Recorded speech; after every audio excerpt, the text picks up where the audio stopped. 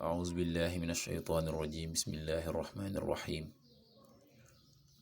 والصلاة والسلام على رسول الله سيدنا ومولانا محمد وآله وصحبه ومن والاه السلام عليكم ورحمة الله وبركاته bokki noo ngi leen di nuyu di leen ziyaara di leen balu xaq te di leen bal xaq di leen ñaanal jàmm waaye itam di sàkku ci yéen ngeen ñaanal nu ko nuy ñaanit borom bi tabaraka wa taala mu defal nu tawfiq bool nit defal dimbal bokki nu dikkaat ak yéen ci xaddisu bis bi mu di xaddisul yawm niki nu ko baaxoo di ànd ak yéen bis bu jot seen bokk Cheikh Mbaye Seck di ko ànd ak yéen an abi saidin al qudri radiyallahu anhu an rasulillahi sallallahu alayhi wa sallam qaal lan yashba'a mu'minun min xayrin xatta yakuna muntahaahu aljanna rawahu tirmizi wa qaala xadisun xasan abu saidin al qudri yàlla na yàlla dolli ko ngërëm jëlee na ci yonente bi sallallahu alayhi wa sallama yonente bi ne lan yashba'a du regg mu'minun aji gëm min xayrin ci yiw xatta yakuna lu dul mu nekk muntahaw yamukaayam aljanna di aljana ok xaddis bi daf ñuy jàngal ci ne aji gëm dëgg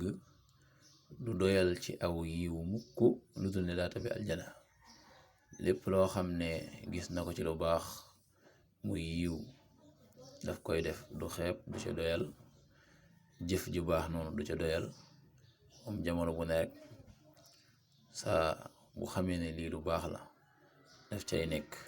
ba keroog muy tàbbi aljana loolu nag dafay tegtale ci ne kon yiw moom ak jëf lu baax nekkul loo xam ne dañ ciy doyal dagam bokk na ca sabab ya nga xam ne mën naa tax ci ngëneelu borom bi subhaanahu wa taala ñu tàbbi aljana te it nekkul lu ñuy doyal loo ci man ci def lu baax itam boo duggee ci biir bàmmeel lu mu bari woon dangay jàpp ne lu néew la woon rëccu ngir géejo ko dolli day mel ne kon foo ko dégg ak loo ci xam ci lu baax ci jëf ci wax bul ca doyal ngir ne nekkul luy doy kon mu ne aji gëm ji moom du doyal mukk ci yiw dudul ne rek daa tàbbi aljana yàlla na yàlla defal tawfiq defal ndimbal te boole ñu ca gaañoo ñu nga xam ne noonu rek lañuy doxee nga xam ne yiw lu baax duñ ci doyal mukk ba keroog nuy tàbbi aljana